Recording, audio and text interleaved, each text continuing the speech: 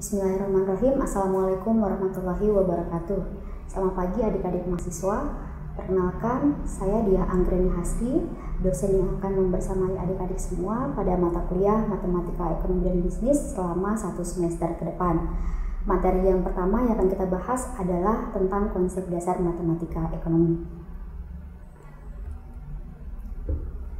Pokok bahasan yang akan kita pelajari pada bab ini adalah yang pertama tentang definisi matematika ekonomi, kemudian tentang variabel, konstanta, dan parameter, kemudian selanjutnya sistem bilangan real, dan yang terakhir adalah himpunan. Tetapi untuk materi sistem bilangan real dan himpunan akan kita bahas pada video selanjutnya.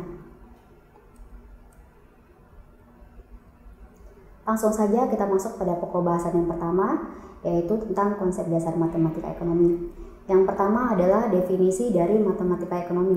Nah, definisi dari matematika ekonomi ini merupakan suatu pendekatan untuk analisis ekonomi dengan menggunakan simbol-simbol matematis untuk menyatakan suatu permasalahan. Nah, permasalahan ini kemudian dibahas dengan menggunakan dalil matematis. Kemudian selanjutnya permasalahan ilmu ekonomi tersebut selanjutnya dijabarkan dalam suatu model ekonomi yang dibuat dalam suatu model matematika. Nah, unsur pembentuk dari model matematika itu terdiri dari 3 hal. Yang pertama adalah ada variabel, kemudian ada parameter, dan yang terakhir adalah konstanta. Contohnya untuk kasus ekonomi adalah misalkan kita ingin menggambarkan hubungan konsumsi, kita lambangkan dengan C dengan pendekatan yang kita lambangkan dengan Y untuk modelnya yang kita buat secara linear. Nah, kalau kita gambarkan dalam model matematis, kita dapat menulisnya menjadi C sama dengan alfa plus beta Y plus epsilon. Selanjutnya kita akan beralih pada pokok bahasan berikutnya, yaitu tentang variabel. Nah, definisi dari variabel itu merupakan sesuatu yang nilainya dapat berubah-ubah. Nah, jenis dari variabel ini terdiri dari 2, yaitu ada variabel endogen dan ada variabel eksogen. Nah, variabel endogen ini merupakan suatu variabel yang nilai solusinya ditentukan dari model. Nah, sedangkan untuk variabel eksogen adalah suatu variabel yang nilai solusinya ditentukan oleh faktor lain di luar dari model tersebut. Sebagai contoh, misalkan pada model hubungan linear konsumsi dengan pendapatan yang tadi kita bahas pada slide sebelumnya, yang menjadi variabel endogennya adalah konsumsi, sedangkan untuk variabel eksogennya adalah pendapatan. Nah, mengapa demikian? Hal ini terjadi karena pendapatan tidak ditentukan oleh konsumsi, tetapi oleh tingkat produksi dan faktor lain di luar dari model tersebut. Nah, ini adalah beberapa variabel yang teman-teman bisa jumpai dalam bidang ekonomi. Yang pertama ada variabel P, itu merupakan variabel untuk harga, kemudian C adalah variabel untuk biaya atau cost, kemudian Q adalah jumlah yang ditawarkan, kemudian R adalah variabel untuk penerimaan, I itu adalah variabel untuk investasi, kemudian P adalah variabel untuk keuntungan atau laba, kemudian untuk I kecil biasanya kita lambangkan dengan pendapatan nasional.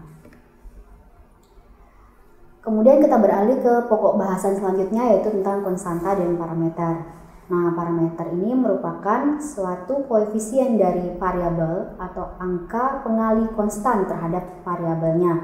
Nah, lalu kemudian parameter dapat didefinisikan juga sebagai suatu nilai tertentu dalam suatu masalah tertentu dan mungkin akan menjadi nilai yang lain pada suatu masalah yang lainnya. Nah, parameter juga dapat diartikan sebagai suatu konstanta yang menunjukkan pengaruh variabel eksogen terhadap variabel endogen dalam sampel yang diobservasi. Nah, parameter ini dapat berdiri sendiri atau yang dikenal dengan intercept istilahnya gitu ya, dan bergabung dengan variabel endogen. Nah, sedangkan untuk konstanta merupakan suatu bilangan real yang nilainya tetap atau dapat juga diartikan sebagai suatu bilangan nyata tunggal yang nilainya tidak akan pernah berubah-ubah dalam suatu masalah tertentu. Nah, kemudian suatu variabel ini dapat bernilai jika berhubungan satu sama lain melalui suatu persamaan atau tanda sama dengan gitu ya, atau suatu ketidaksamaan, biasanya dilambangkan dengan kurang dari, lebih dari sama dengan, ataupun kurang dari sama dengan. Nah, berikut saya berikan contoh untuk menggambarkan hubungan dari variabel satu dengan variabel lainnya yang dihubungkan dengan persamaan ataupun ketidaksamaan. Contoh yang pertama adalah misalkan kita buat model 5x sama dengan 2y plus 1. Nah, pada contoh tersebut terdapat dua variabel, yaitu variabel x dan y yang dihubungkan dengan suatu persamaan. Di situ kan terlihat bahwa tandanya yang menghubungkan antara x dan y itu adalah sama dengan. Nah, contoh berikutnya yaitu 2x kurang dari 3y min 5. Nah, contoh tersebut menggambarkan hubungan variabel x dan y-nya itu dengan ketidaksamaan, yaitu dengan tanda kurang dari. Nah, kemudian pokok bahasan terakhir pada video kali ini adalah tentang persamaan. Nah, dalam penerapan ilmu ekonomi terdapat 3 jenis persamaan, yaitu persamaan definisi atau divisional equation, kemudian persamaan perilaku atau behavioral equation, dan persamaan kondisional atau conditional equation. Nah, untuk yang pertama adalah tentang persamaan definisi. Persamaan definisi ini merupakan suatu persamaan yang menghubungkan dua pernyataan yang mempunyai makna yang persis sama. Di sini kita contohkan P sama dengan R min C.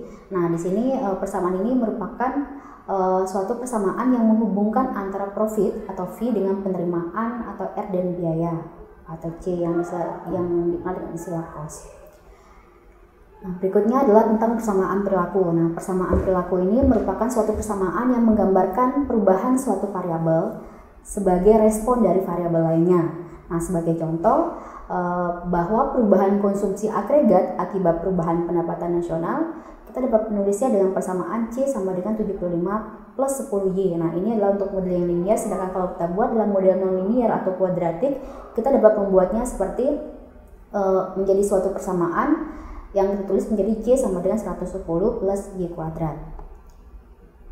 Dengan C-nya itu adalah merupakan konsumsi agregat dan Y-nya itu adalah pendapatan nasional. Kemudian yang persamaan terakhir adalah persamaan kondisional. Nah, persamaan kondisional ini merupakan persamaan yang menunjukkan kondisi yang harus dipenuhi untuk kasus-kasus tertentu. Contohnya misalkan persamaan yang dipenuhi untuk mencapai equilibrium kita tulis dengan QD sama dengan QS. Nah, persamaan ini menggambarkan bahwa akan dicapai kondisi keseimbangan jika jumlah permintaannya sama dengan jumlah penawaran. Contoh lainnya lagi adalah persamaan S sama dengan I. Nah, persamaan ini menunjukkan jumlah yang ditabung atau intended saving-nya itu sama dengan jumlah yang diinvestasi atau intended investment-nya. Nah, adik-adik semua, demikian materi kita hari ini. Untuk materi sistem bilangan dan himpunan akan kita bahas pada video selanjutnya. Terima kasih. Wassalamualaikum warahmatullahi wabarakatuh.